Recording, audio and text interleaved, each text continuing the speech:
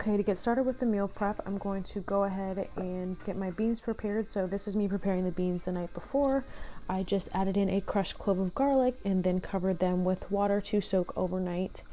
You can opt to use canned beans if you want. That's going to be much quicker of a process. Okay, this is the next day. I'm going to go ahead and empty out my beans and the liquid as well with the garlic clove and get them set to cook, which will take about 2 hours. Next, I'm going to move right into the quinoa. That's the first thing I'm going to get started for this meal prep, along with the rice, adding some better than the bouillon into the quinoa water because that's going to add additional flavor. Once the water comes to a boil, I'm going to go ahead and add my quinoa and cook it per the instructions and follow up and do the same thing with the rice as well. Next, I'm just going to be preparing some onion for my tuna cakes. I'm just going to go ahead and dice this up a bit.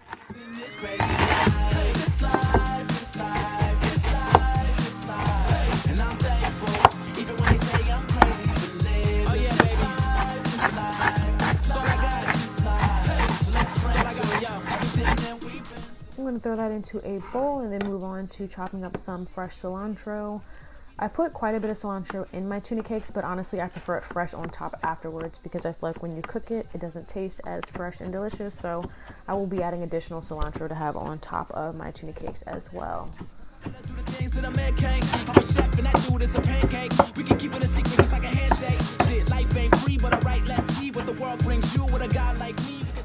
After that, I'm going to go ahead and open up my can of tuna. We get the tuna in water.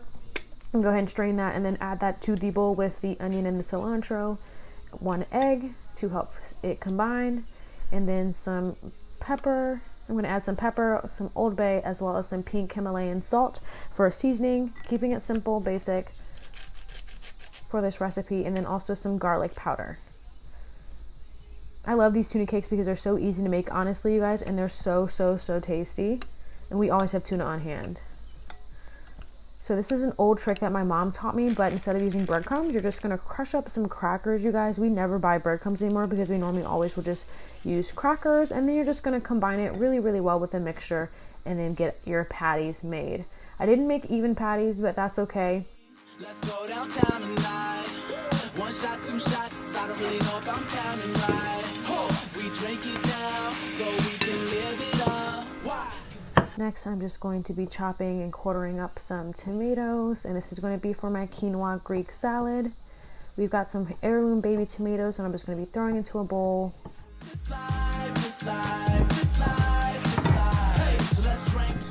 In addition to the tomatoes, we're going to chop up some onion or dice it up pretty small. This is a simple recipe, so you can really just make it what you want. If you like more chunky onion, then you can do that as well. Next, we're going to go ahead and dice up some cucumber as well for this quinoa Greek salad. It wouldn't be a Greek salad without some fresh cucumber. Yeah, man, the world needs better laws. Maybe then we'll be better off. I'm hoping that it comes, but it never does. Adding that into the bowl. Next, I'm going to crack open some Kalamata olives. You guys, these are so delicious. We personally love olives in our household, and Kalamata is just such a nice little touch and flavor, and ended up throwing in some feta as well into the bowl for this salad. Lastly, you're going to combine the cooked quinoa into the bowl. You can wait till it cools off a bit, which is what I did, so it's not piping hot before adding it in. You can even put it in the fridge if you want for a little bit. And then I'm just going to go in with my favorite champagne vinaigrette dressing. You can use any kind of dressing, to be honest. We have another Italian that would have worked well, some balsamic, or even some white wine vinegar.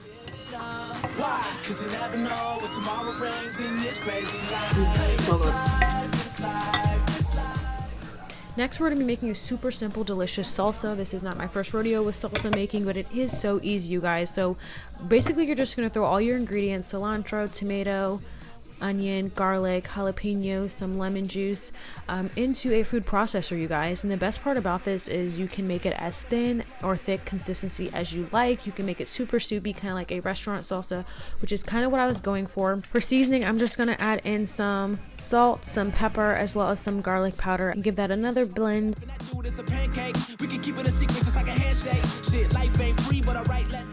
And then I'm just going to jar that up for safekeeping. This is going to be for my burrito bowls, but also can be used for anything else. We love, love, love salsa. Next, we're just gonna go into plating everything up. We're gonna put that quinoa salad on the bigger side and then drop the tuna cakes in on the other side, get those closed up. Moving on to put our black beans in our meal prep containers along with some white rice. We're gonna top it with some sweet corn,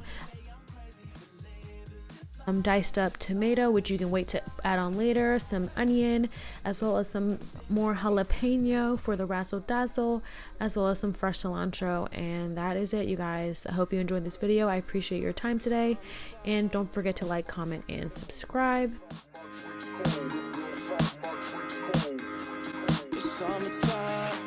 This one's on me. Let's go downtown tonight. One shot, two shots. I don't really know if I'm counting right.